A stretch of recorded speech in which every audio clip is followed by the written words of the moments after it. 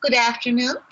I am Arzu Yorgancioğlu, Advocacy Council Chair of European Respiratory Society, and it's my pleasure to welcome you all to this important webinar, which we have a very distinguished panel of speakers and outstanding members of the European Commission, European Society of Radiology, and European Cancer Organization.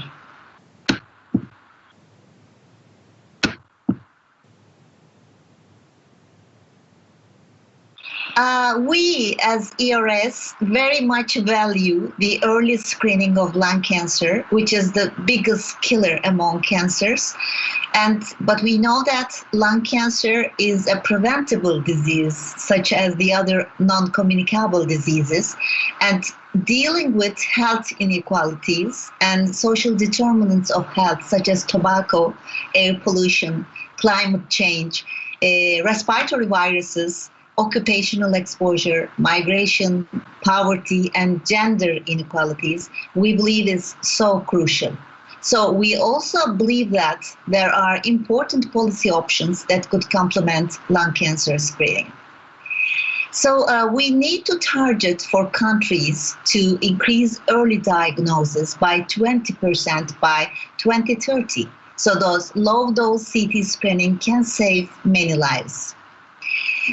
Lung cancer research shows very positive perspectives for the prevention, early detection, and the breakthrough treatments, but yet lung cancer is still significantly under-researched and underfunded, and it receives only 5.6% of overall cancer research funding worldwide.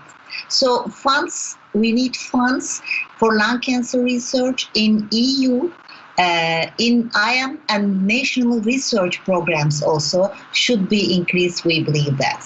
So we as ERS believe that European Union's Beating Cancer Plan can make a difference. So today in our webinar, as I have mentioned, there are many important speakers here. And before going to our speakers, I would like to remind you some housekeeping issues that we know. I would like to inform you that the session is being recorded, and please use the chat screen if you would like to ask any questions. Your questions are more than welcome. First, I would like to introduce Paolo Guglielmetti. He is the Principal Administrator in the Europe's Beating Cancer Plan Taskforce, DG SANTE, and in European Commission. And he's going to talk about Europe's Beating Cancer Plan. Yes, Paolo, the stage is yours, please. Thanks a lot.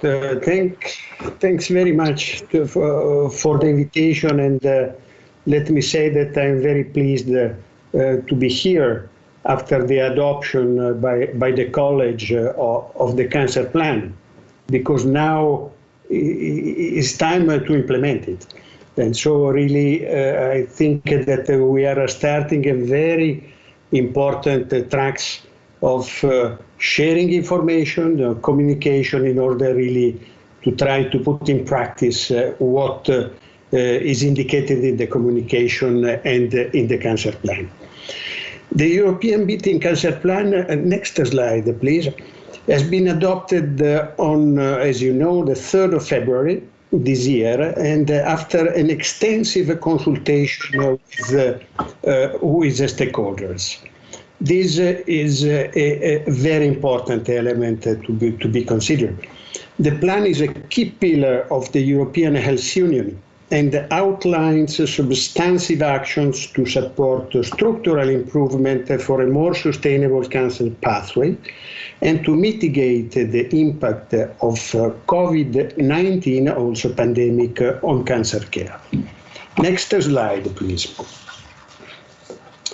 The structure of the plan, maybe I'm repeating something that you know very well, but these elements are very important. 4 main pillars will sustain the cancer plan. The 4th pillar will really address the entire pathway of cancer care, from prevention to support of survivorship. prevention, early detection and screening, access to diagnosis and care, and the support to the quality of life of cancer patients and survivors will be pivotal elements of the cancer plan. 4 additional thematic areas will cross-cut the 4 pillars: research, innovation, and particularly attention of personalized medicine, addressing a disparity, and a special focus on childhood cancer and survival. Next slide, please. The plan, as you know, is really patient-centered. We put all our energy in order to keep in the focus the patients. And it follows a health in policy approach. So the 2 elements are really interlinked, with action and initiative which have a relevant impact on cancer prevention and care. We cannot act alone as a health sector. We need to work with the other sector. This action under the plan will be implemented via 10 flagships that are major action and 32 targeted initiatives, which may be supported also by non-health sectors such as employment, energy, and digitalization. But not only these 3 elements. Research and development will be indeed fully cooperating in supporting the plan through the mission on cancer of Horizon Europe. Concerning funding, 4 billion, as you know, euros, will ensure the support of the action, out of which 1.25 billion under the EU for Health program. Concerning the implementation, and so now we start really to enter in the subject of the discussion of this webinar, and governance, of course. We are working to establish the EU Cancer Plan Implementation Group to align actions and policy across the European Commission and other EU institutions. We are working with other colleagues in doing that inside the overall Commission. The cancer plan is not only a health cancer plan, it is the Commission cancer plan. The group, meaning the EU Cancer Plan Implementation Group, will meet regularly to discuss and review the implementation of the plan and of the foreseen Horizon Europe mission on cancer. It will work closely with the European Parliament committees, which deal with cancer-related issues, and it will meet with the Member States authorities through the subgroup of cancer of the Steering Group on Health Promotion and Disease Prevention and the Management of Non-Communicable Diseases. The group, indeed, will consult and work very closely with the Stakeholder Contact Group that is currently being established under the Commission Health Policy Platform. And I invite you to, in particular, follow the stage and the steps of creating the Stakeholder Contact Group, because, of course, will be an additional element to give your input in the co-creation of the future activities under the plan. Next slide, please, is the last one. And I put in this slide some elements that can trigger and boost a little bit the discussion of the round table, which is the area for potential links of the cancer plan with your sector. In fact, a relevant number of thematic areas under the 4 pillars and of the cross-cutting initiative may have a link very strongly with respiratory tract cancer, including lung cancer. But we scroll down now very quickly some keywords and some elements that may be of your interest. the revision and the update of the European Code Against Cancer, the target for achieving a tobacco-free generation, the work that we will do to try to align quality standard with WHO guidelines that still remain a little bit non-aligned, the measure to reduce worker exposure to hazardous substances, and in the cancer plan, in the communication, in particular, radon and asbestos are quoted in this perspective. All these are elements that have a close link with cancer prevention, with lung cancer prevention in particular. With early detection, the new cancer screening scheme, this is an outstanding chapter of our discussion in the short-term time. So the revision of the proposal of the revision of the Council recommendation on cancer screening, trying to understand if it is now really the right time and the scientific evidence can support this kind of really important objective to understand if we can go beyond breast, colorectal, and cervical cancer to extend the cancer screening, for example, to lung cancer, but also we will discuss prostate and gastric cancer. This will be really a crucial chapter. In diagnosis and treatment, we would like really to strengthen the access through cancer diagnostic and treatment using the innovative technologies and the new approaches. And we feel that the creation of comprehensive cancer centers in those member states who are less equipped, with the help of where national comprehensive cancer centers are still advanced, will help really a cross-EU approach to allow and to ensure this access to high-quality diagnostic and treatment. Quality of life for survivorships is of pivotal importance for us. And so I think that you perfectly understand with your constituencies the importance and the key EU added value on this respect. But finally, and this is a quite really extensive chapter, the European Cancer Information System will be updated, and with the help of the Joint Research Center, the granularity of lung cancer and the cancer of the respiratory tract will benefit. And of course, the activities with our colleagues of the Cancer Mission for the research, the new establishment of a disparities and inequalities register will really help us in the future. And you are of pivotal importance also to contribute to this point. Last but not least, I forgot to put in the slides, is the training. We are planning an inter-specialty training programs, and I hope that you can really also give input in this sector. Thanks a lot for your attention, and fully available for question and discussion during the roundtable. Over to you. Thank you, Paolo, for this comprehensive and inspiring presentation.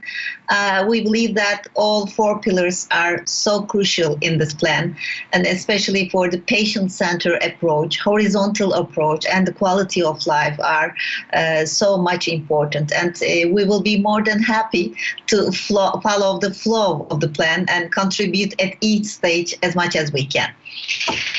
Now it's time for the virtual roundtable, and I would like to start with Johanna Kratoskova-Winimko. She is the European Respiratory Society's Secretary General, and she's going to deliver a presentation entitled Delivering the Early Diagnosis of Lung Cancer. Please, Johanna. Thank you, Arzu. It's probably be a quite short presentation. However, I would like to address major points regarding lung cancer and its place in the Europe's Beating Cancer Plan, I must say I would like to start by saying that we as the respiratory community, we welcome the Europe's Beating Cancer Plan with great hope.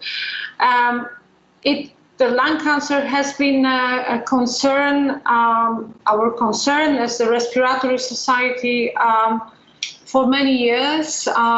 It has been highlighted as the major clinical, economical, but first of all, healthcare burden many times, as exemplified here by the excerpt from the European Lung White Book published by European Respiratory Society in 2008.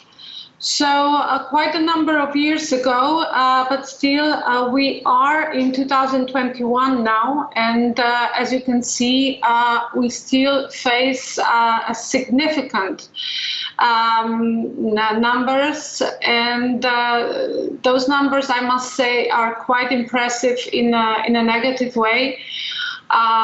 In 2020, there were almost 400,000 newly diagnosed patients with lung cancer in Europe, and almost 250,000 of deaths due to lung cancer. So this is a significant healthcare problems. And as I said, not only healthcare, but also social and economical for Europe. And if the estimated incidence, as shown here on the picture, represents significant differences between the countries, with Hungary, Poland, Denmark as one of the highest incidence countries.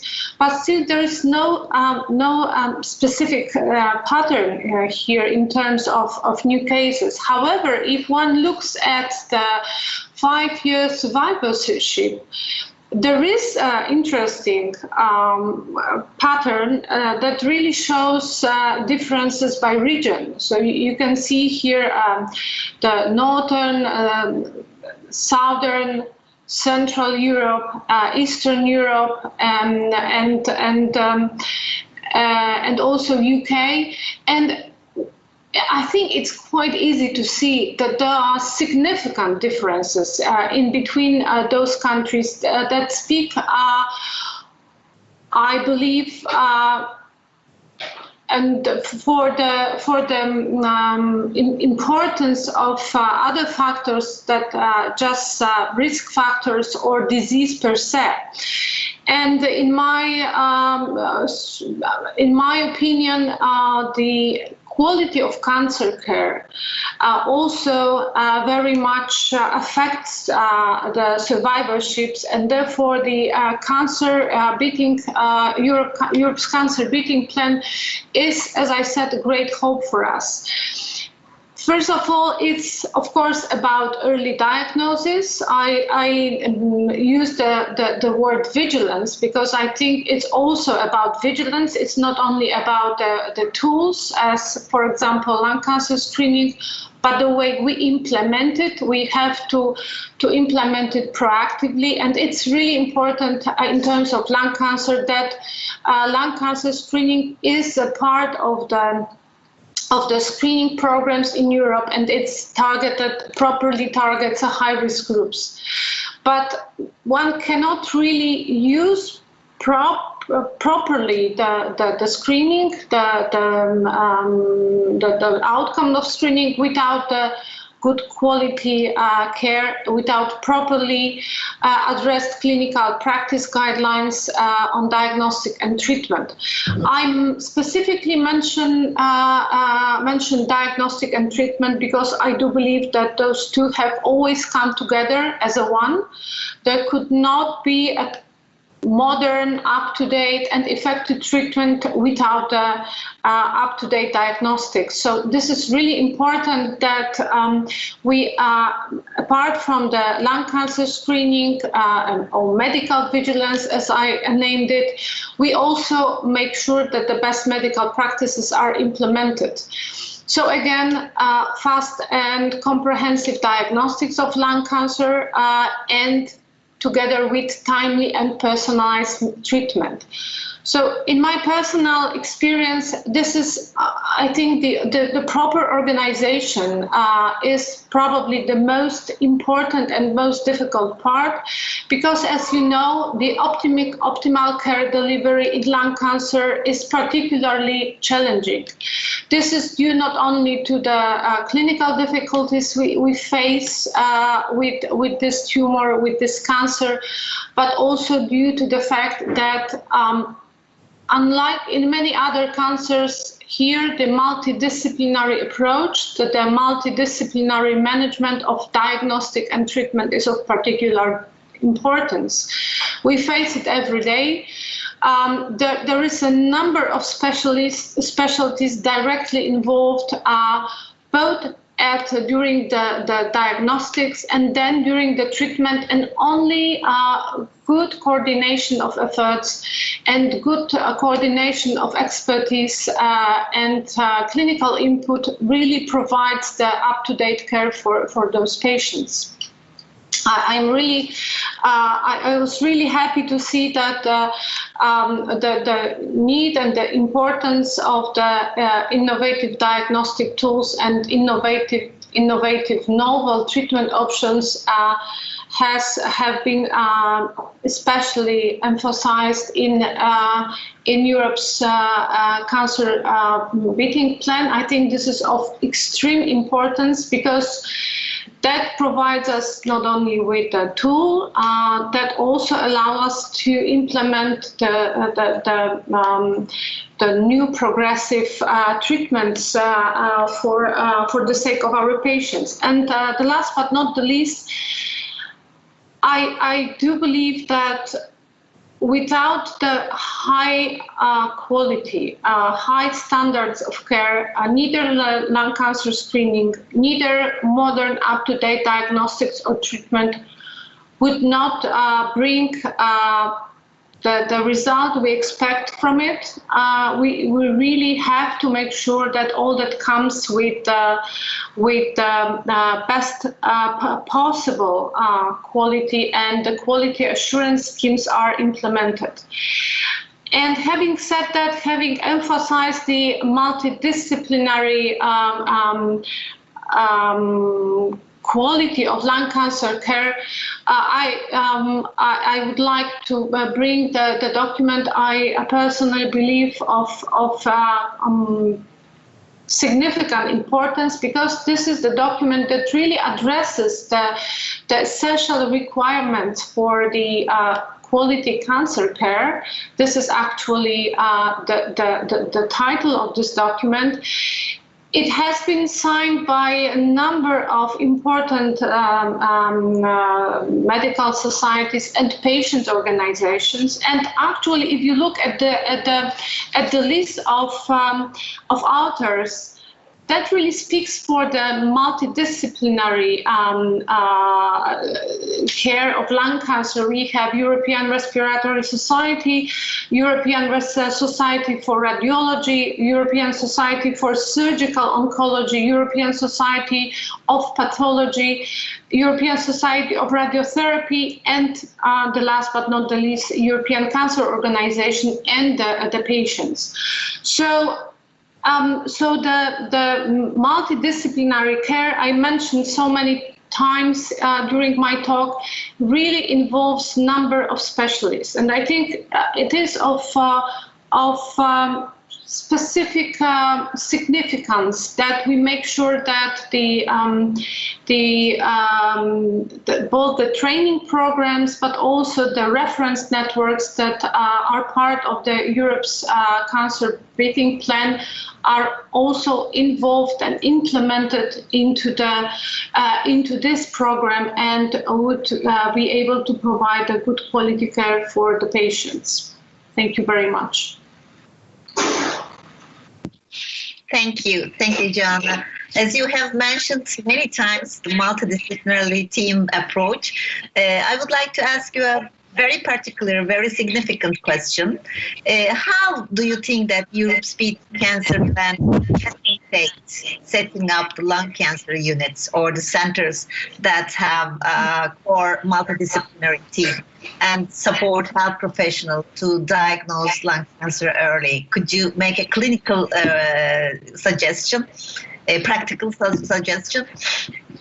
Well, with pleasure. As you might guess, I have a number of ideas, but I very much hope that my opinion will be supported by others as well. And specifically in terms of early diagnosis, of course, lung cancer screening is a big hope.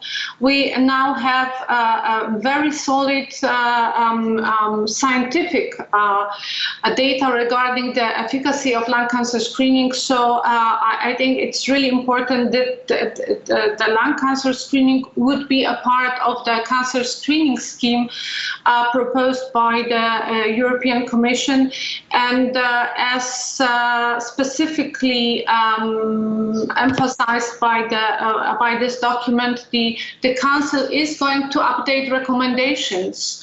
So I believe this is a very important part of what I see as a potential support of Europe's Beating Cancer Plan for specifically lung cancer. And secondly, I also emphasize, as you said a number of times, the importance of multidisciplinary care. And of course, it's not just a multidisciplinary board, either during the diagnostics or treatment phase. It's essentially what I meant is a network of centers or groups of centers that would be able to provide really a very complex, very multidisciplinary,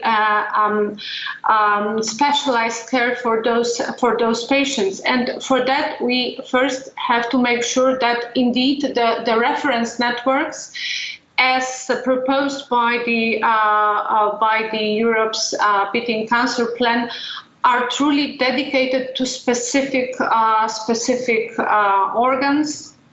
For example, dedicated to lung cancer, as it's not only treatment phase, it's not only oncology, but as I said, also thoracic surgery, respiratory medicine, pathology, radiology. All those specialties are directly involved throughout at all stages of care for lung cancer patients.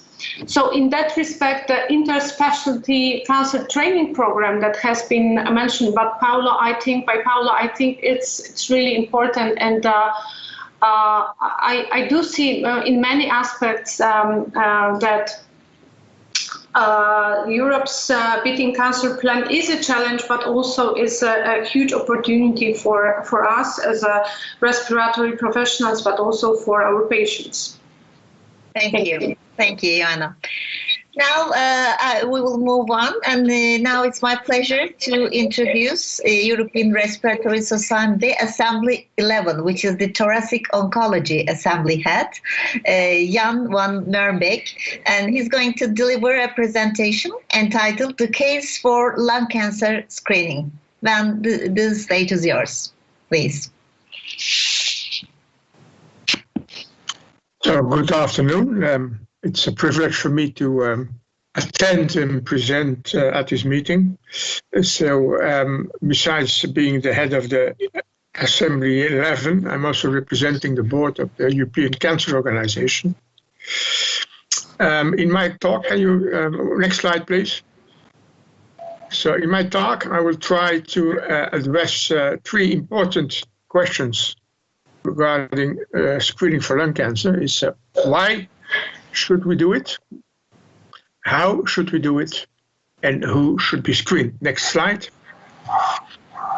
So this slide may be somewhat redundant with the previous speaker, but nevertheless it's good to repeat the figures. So lung cancer has a high human cost in lives, and that toll was estimated in 2018 to be 1 new case every minute of the day. 1 new case every minute of the day. And within that minute, within 83 seconds, one of those patients dies of lung cancer. And half of these people dying were diagnosed within the previous year. So this is the grim toll and the grim prognosis. 5-year survival with lung cancer diagnosed is less than 20%, and even in some countries of the EU, even less than 13 and 12%. So this is dramatic. Next slide. On the right side of the slide, you can see the incidence data for different European countries and the mortality data for the different European countries.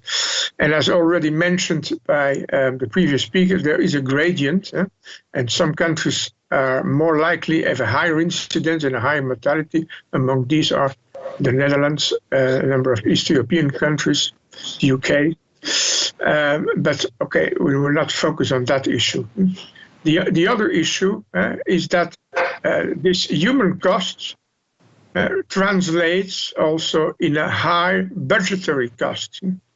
And it has been estimated that in 2009, which is 12 years ago, the cost for caring of lung cancer was already 18.8 billion euro at that moment.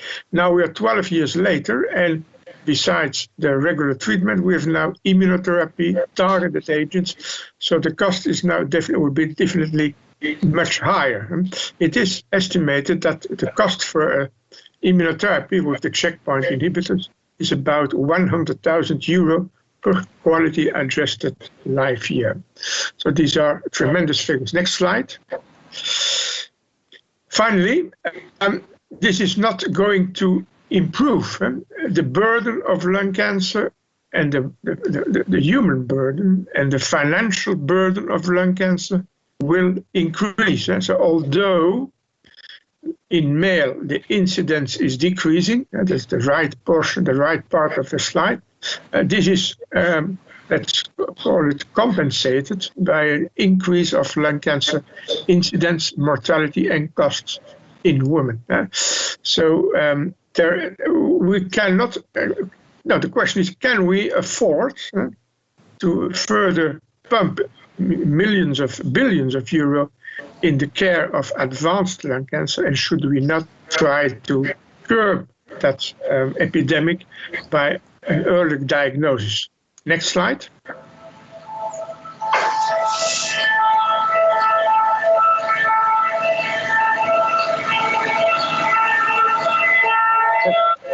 I have an ambulance in the background. Okay, so it's better now.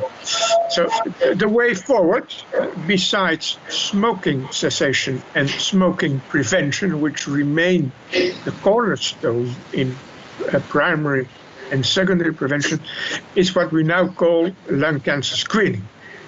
And lung cancer screening has been shown to decrease the lung cancer mortality. There are now several, at least 2 large-scale randomized trials, which have shown that a yearly low-dose spiral CT scan of the chest, of the full chest, with volumetric analysis of the non-calcified nodules found that CT scan.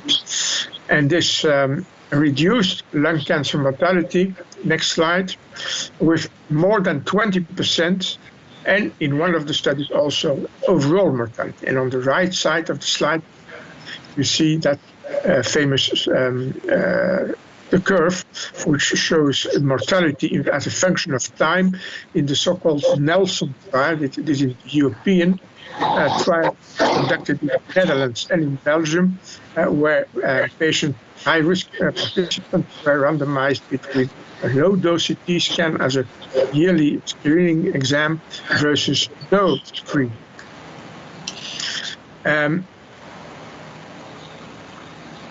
Besides reducing the mortality, this trial has also shown to improve the fraction of patients diagnosed in an early stage. So it improves the early detection. And as we know that early stage is the strongest predictor of better survival, we might translate this inversion of the stage distribution into an improvement of survival of outcome. Although the formal data on cost effectiveness are not yet available for those European trials, lung cancer screening was shown to be cost effective according to US criteria, and a number of data, a number of estimates also in Europe that would show that with decreasing the number of CT scans, lung cancer screening would definitely be cost effective and perhaps even more cost effective than other ways of screening. Next slide.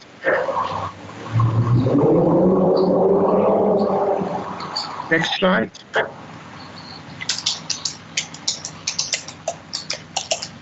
Next slide.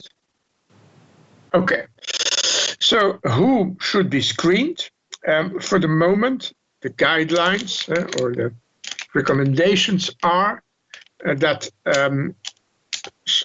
current and ex-smokers should be screened between the ages of 55 and 80 years of age. So very recently, the US Public Health Service has somewhat changed these borders and has recommended starting at 50 years, but I think now in Europe most experts still consider the age limit of 50, the lower age limit of 55. Men and women should be screened, and the ex-smokers should have quit less than 15 years. And screening should continue yearly until either the patient is older than 80 years or has quit more than 15 years ago. The smokers and the ex-smokers should have smoked at least 30 pack years, and a pack year is a well-known quantitative measure of smoking corresponding to an average of 20 to 25 cigarettes a day for 30 years. So if you have smoked 2 packs a day for 15 years, you have 30 pack years. So you can easily calculate your pack year history.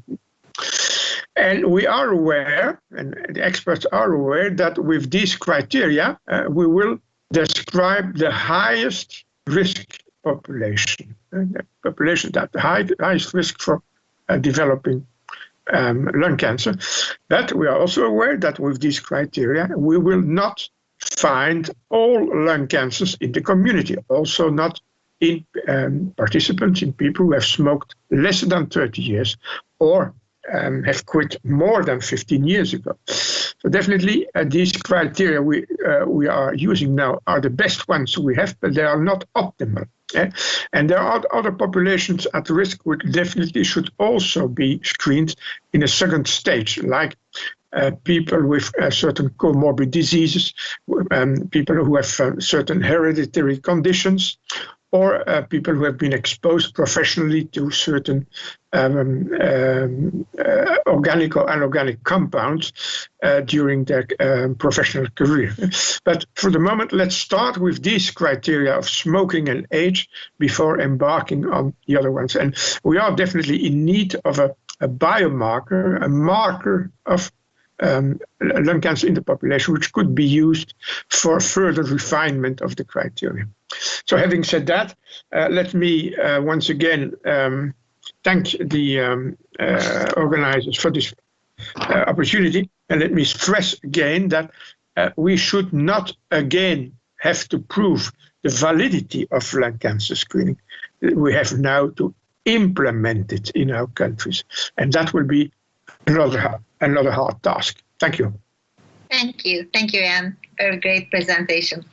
I would like to ask a question, given the available clinical evidence and the practical experience and the political momentum behind the Europe's Beating Cancer Plan. How do you think that how can EU institutions help further develop and implement lung cancer screening programs? And what is the proposed realistic time frame for that, do you think?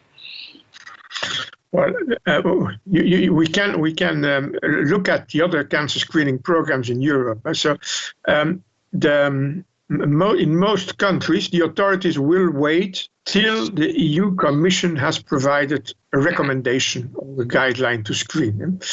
And certainly with the budgetary cost, which is inherent to screening, they will more take the cautionary way and wait for full recommendations from the EU Commission. So my strong advice would be for the EU Commission is to give a strong recommendation in favor of lung cancer screening, so that we can start with that, and that the countries can implement it at a local scale.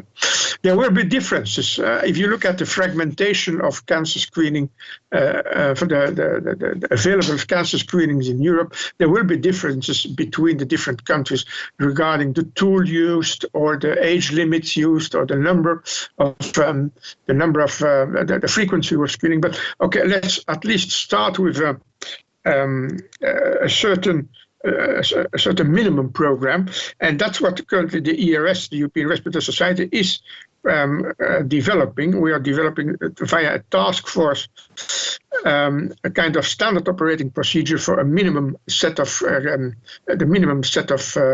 criteria to which lung cancer screening should adhere. Okay, thanks.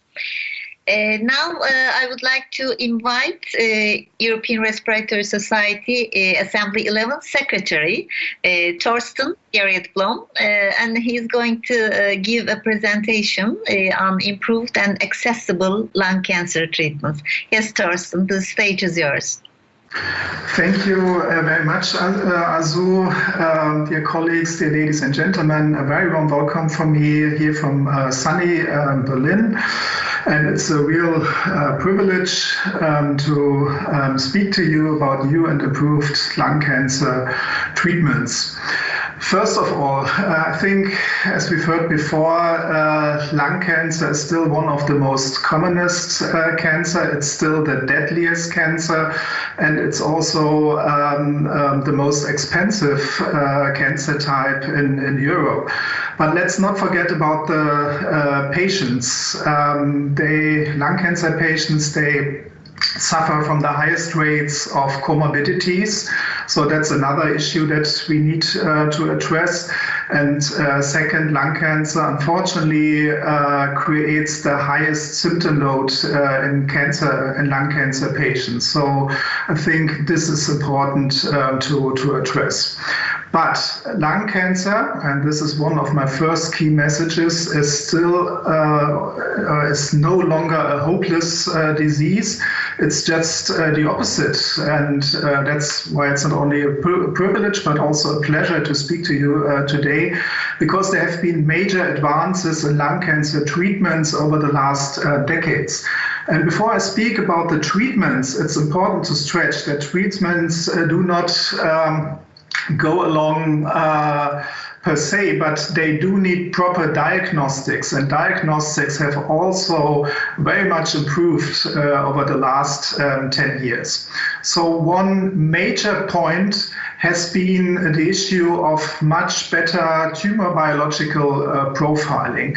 And by that, by characterizing the lung cancer type much more in detail, we can tailor our treatment strategies much better, much more individually for our lung cancer patients.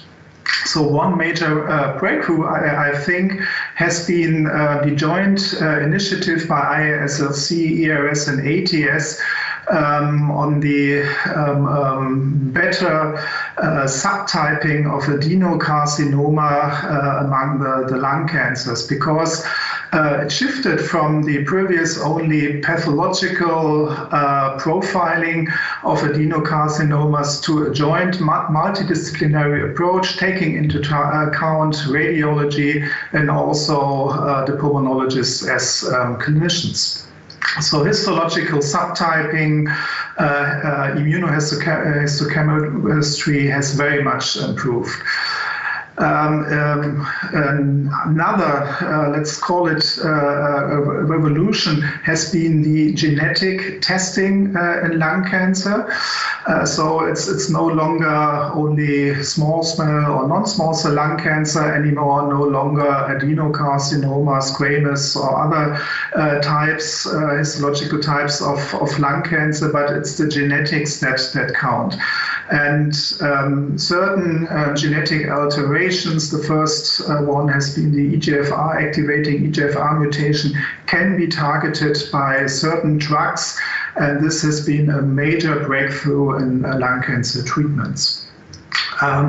Also very important are the diagnostics, the invasive and non-invasive diagnostics. As I'm a pulmonologist, I can clearly say that bronchoscopy, endoscopy has very much advanced, be it endobronchial ultrasound, be it navigational techniques that we will need when it comes up to manage the suspicious finding deriving from lung cancer screening, but also the imaging part has very much improved. At the early 2010s, there was the PET-CT that was area-wide implemented in countries, and MRI, of course, is also a very needed technique. As Joanna has pointed out, and as we will hear much more in the next talk, multidisciplinary team care, I think, has been a major breakthrough in the last 10 years. We have learned to work jointly as professions together, so it's not longer everybody is doing its own. The MDT meeting is channeling patients into the right treatment strategies, and this is really very much important. So for the early stages, we have seen advances over the last year, thoracic surgery and radiotherapy. For the surgery, one topic is parenchyma sparing lung cancer resections that is currently discussed and developed. It's also about minimal invasive techniques, be it video-assisted or even robotic surgery, as you can see in the figures. For the radiotherapy, very much advanced stereotactic procedures with new techniques saving radiation for the patient and by that reducing side effects.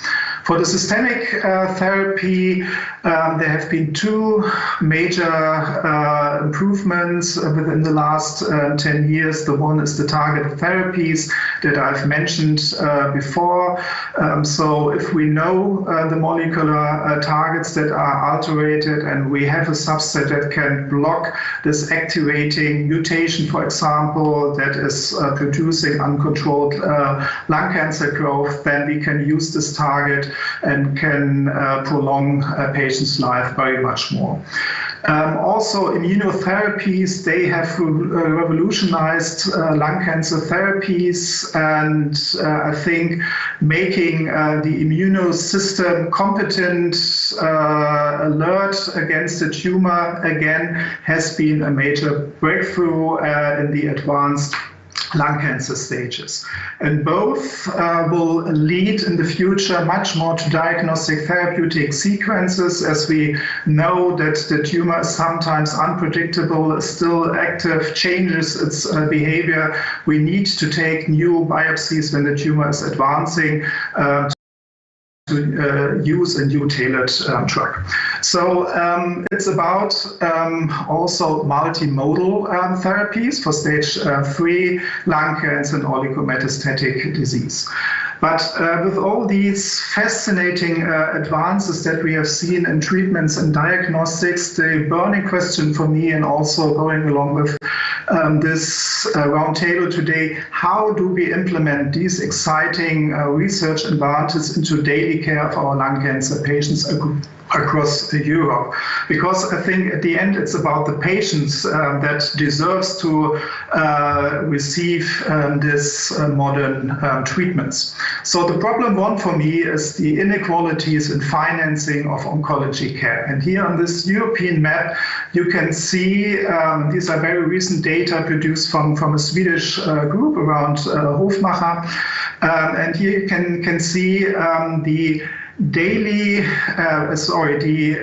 yearly health expenditures on cancer care per capita, so per inhabitant. And you can see a huge range, ranging from 36 euro in eastern parts of Europe to up to 511 euro per capita per year spent on oncology in Switzerland. So we do see a substantial gradient from west to east, from north to south. And I think, as we all know, that all my colleagues, the nurses, all the other professions are doing great work on dealing with lung cancer patients. But sometimes it can be a burden if you are just working in some certain countries that are less funded. So I think that's one problem. The second problem is that this inequalities in healthcare expenditures somehow lead to differences, or may even explain the differences that we do see in terms of 5-year overall survival rates in lung cancer throughout Europe. Unfortunately, you see this gradient again from north to south, from west to east, with those countries funded poorer, having have more serious overall survival rates. So we should keep this in mind, and we should try to find ways to change this.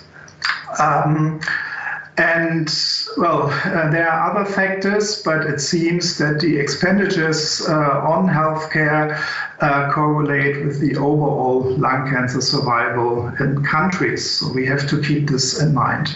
Another problem is the availability of new treatments. And here's the EFPIA Patients Weight Indicator Survey. That's an annual survey performed by industry. It has been published last year in May.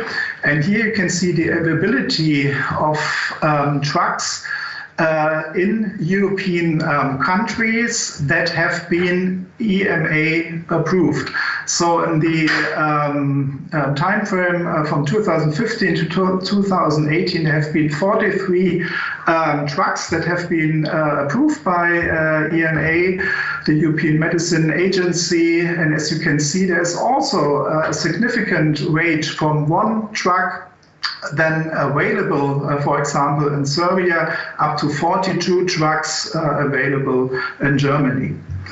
And going along with this sometimes lack of availability, there's also the problem of timeliness, timely access to new treatments. And this is also very striking findings out of this report, showing huge inequalities throughout Germany, throughout Europe, sorry for that. So again, we do see a significant range from 2.5 months to up to 2.5 years before an EMA-approved drugs becomes reimbursed in European countries. And I think this fact is not tolerable. So I think we have to talk about this.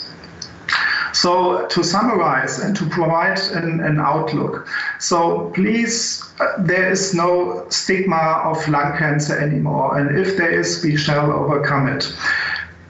Instead, lung cancer is as important as any other cancer disease. I think this is really important.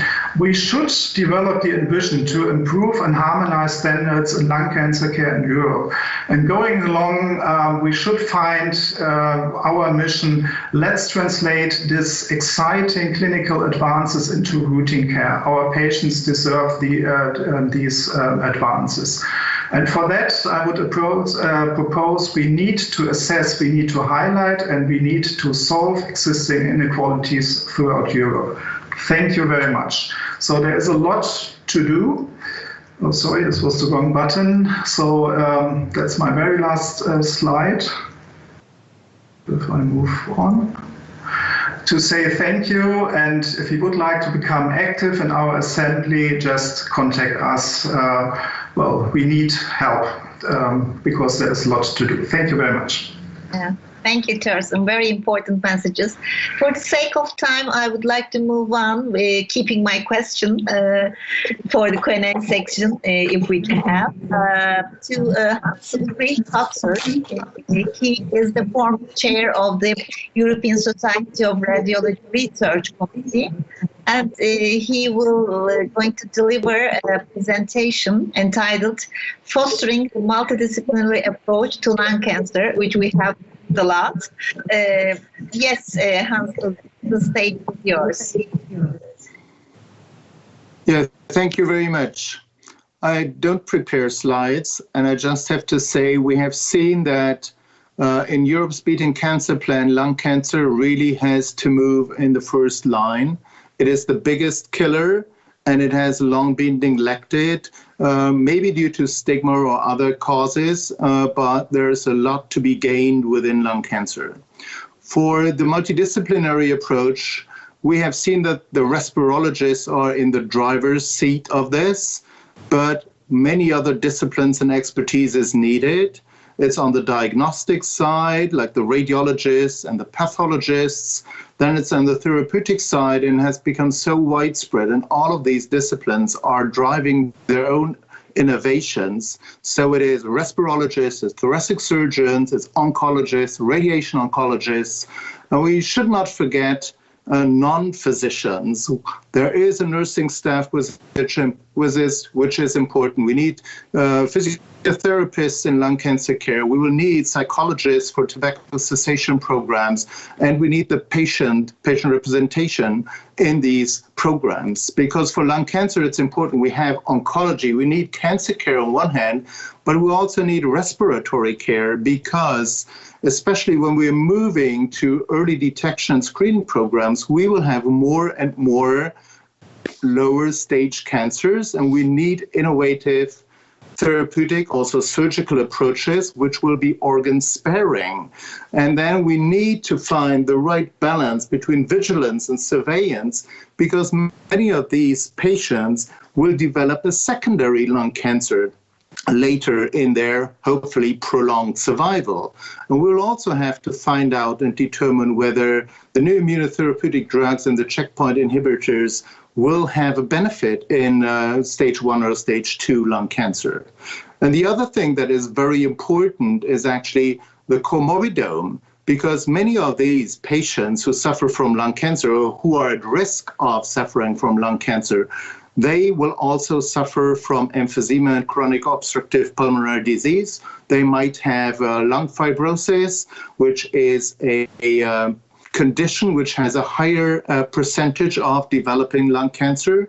And we have seen that patients we are saving from that are death to lung cancer from the screening program, they will die from cardiovascular events instead. So we have reduced and nicely shown that screening programs will reduce lung cancer mortality, but not overall mortality. So we have to look at the comorbidome and also take care of cardiovascular disease in these patients. So the cardiologists and other cardiovascular specialists might become a member of the team in looking for lung cancer patients. It is because we are looking at a disease that is mainly determined by tobacco consumption, but also other noxious substances, occupational lung disease, environmental disease, air pollution, and so on. And it's not only affecting the induction of lung cancer, but also other potential diseases. So Thorsten nicely mentioned the MDTs. The MDTs have been introduced, let's say, 15, 20 years ago, and they are the core of bringing all these multidisciplinary expertise together. but they are so manpower hungry because all the experts are spending hours in these MDTs on top of doing what they should actually do, diagnose and treat cancer patients. So we definitely need to improve and to accelerate the process of running MDTs, of bringing all these information, the innovation together from the different disciplines. And we will need a very powerful IT support for running MDTs efficiently to really come to individualized, personalized treatment decisions or proposals very quickly. So we should work backward from the new therapeutic options. What is needed in the way of taking these decisions? Which information do we need? Which diagnosis do we need?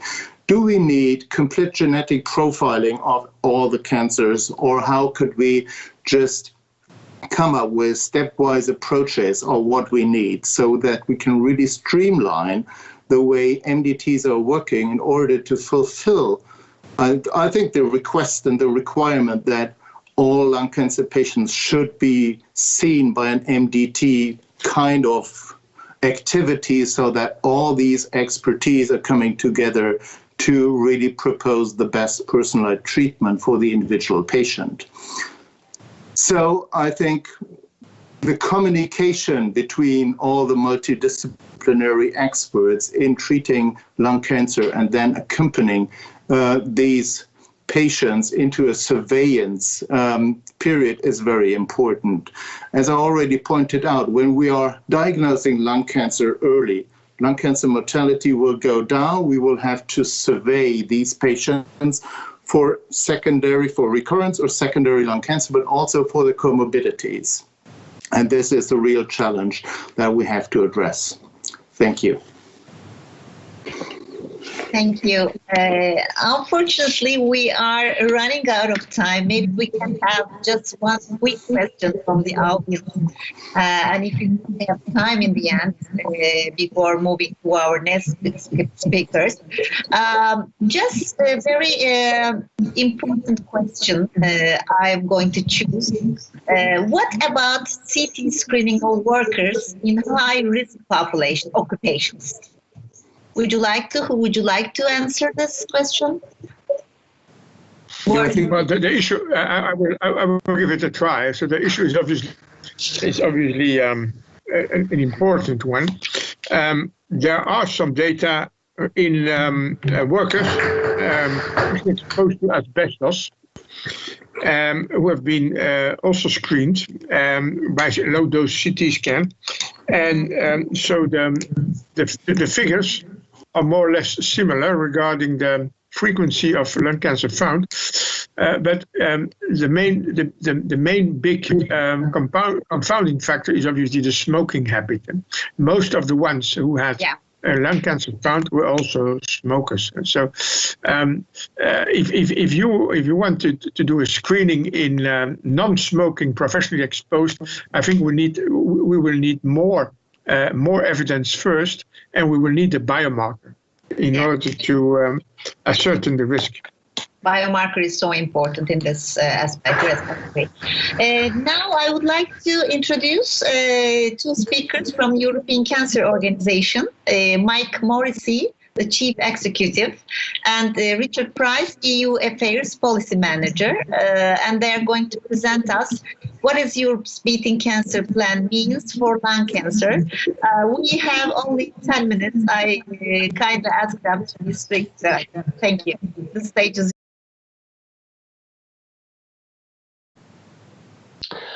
Well, thanks very much, Arzu. We really appreciate being invited. Very interesting webinar so far, I must say, and thank you for inviting us. The European Cancer Organization, for those of you that don't know us, we're a federation of 34 oncology societies and 20 patient advocacy groups, all European or international in their scope. Obviously, the European Respiratory Society is one of our important members, as is the European Society of Radiology, and Lung Cancer Europe, a part of our patient advisory committee. And Jan was saying earlier that he's one of our board members, He's also the co-chair of our prevention network that we think will be playing an important role in the implementation of Europe's Beating Cancer Plan. And Richard, my colleague Richard, who'll be speaking in a minute, works very closely with Brian Ward, who heads ERS's policy team. We're a great believer in teamwork in advocacy. Influencing policymakers is all about those policymakers receiving the same message from many different directions. And Brian and his team have done a fantastic job, certainly in the 2 years that I've been involved at the European Cancer Organization, because lung cancer definitely is much higher on the agenda now than it certainly in the 2 years ago when I first joined the European Cancer Organization. So our approach, I think, to the Beating Cancer Plan is quite positive.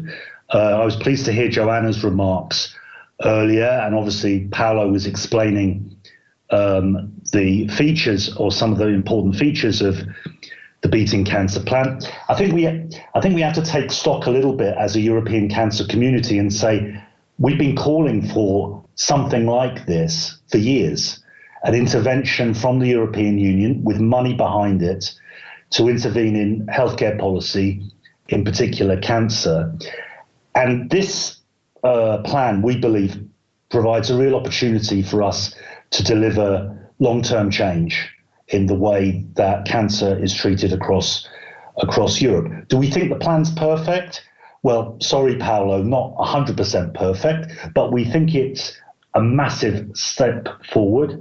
And our job, we believe, as the European Cancer Organization and as a community more widely, is to make sure that now the plan has been announced, we keep momentum behind it, we make sure that it's implemented, because we think the devil is in the implementation. That's where the risk lies here. And we need to work together with the ERS team, ESR team, and Lung Cancer Europe to make sure that this plan doesn't sit on a shelf gathering dust somewhere.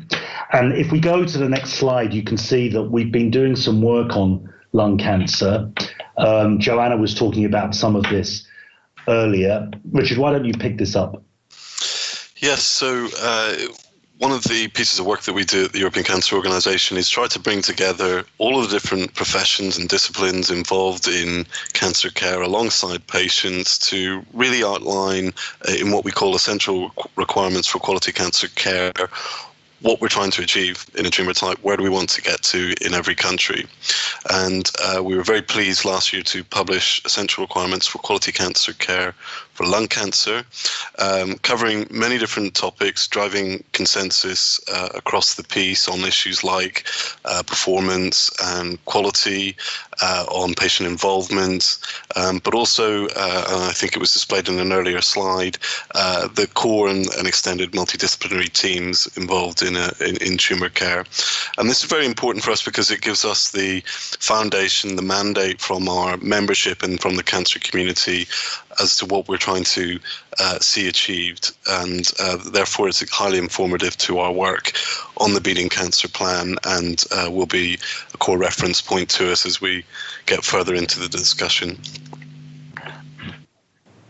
And I would say that lung cancer, in the meetings that Richard and I have with MEPs, with the Commission, lung cancer, as I said earlier, is much more of a priority than it's been for a long time. And I think that there are opportunities for us, hooks, if you like, in the Beating Cancer Plan that we can maximize in our work on lung cancer.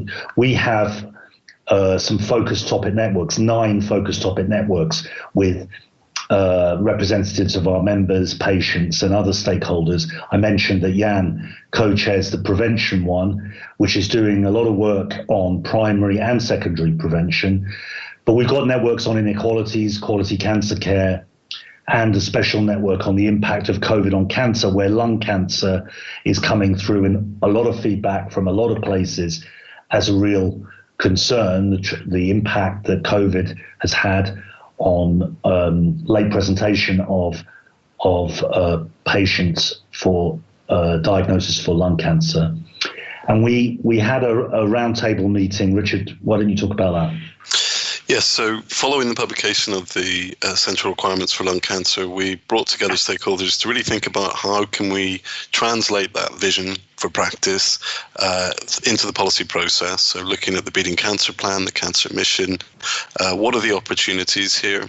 And the report from that roundtable, I think, really quite informative and thoughtful in terms of lung cancer and the particular position it occupies as a high incidence cancer with poorer prognosis, but also a lot of opportunity. And I think that was very well described during the earlier presentations, whether that's from lung cancer screening or from molecular diagnostics. And also something we covered in that discussion was around different ways we can implement quality control mechanisms within cancer care as well. So again, all of these things are now especially pertinent now that we have the content of the plan and the direction that Europe wants to go in those areas.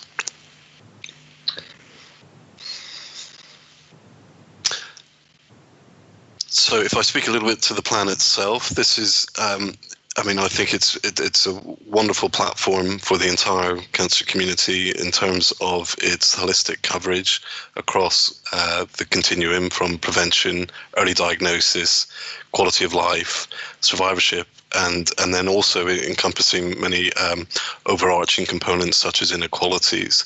And so this slide, it gives you a picture of the flagships initiatives in the plan, of which there are 10, but then there are a further, I think it's calculated at over 30 different actions also associated to the plan. So that can give you a sense of just the number of initiatives that will be rolled out over the years ahead, which have the potential to be very transformative in so many areas. So I think, from our organisation, it's a very strong congratulations to the Commission for the work done so far.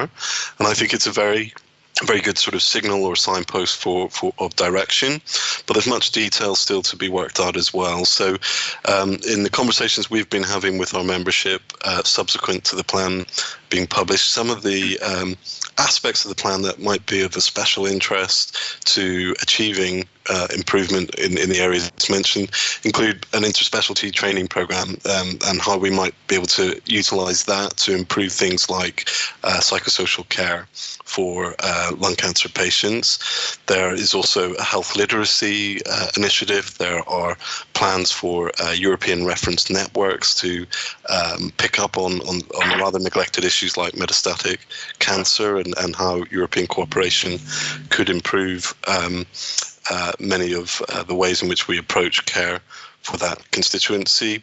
It's also supported by significant levels of funding by the EU, so and that really deserves our concentration too. So there's 1.25 billion in the EU for Health programme to support the plan, alongside 2 billion in the EU Cancer Mission and Horizon Europe programme, plus recovery and resilience funding coming after COVID-19.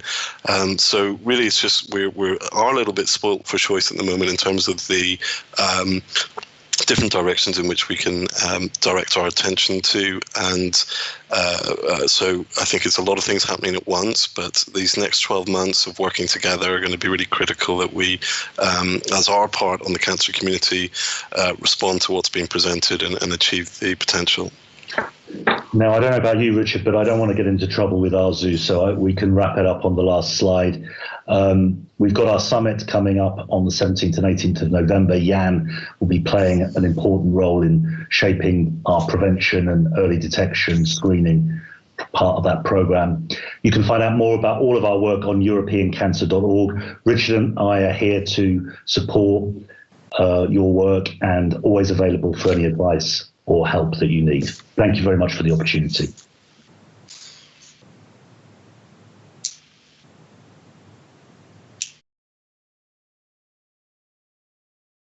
excellent presentations, and we have learned a lot from each other. But I think that we have lots of things to do in the future, and we will be dealing with many issues like the timely access to medicine, practical issues, national limitations, stigmatization, and so on.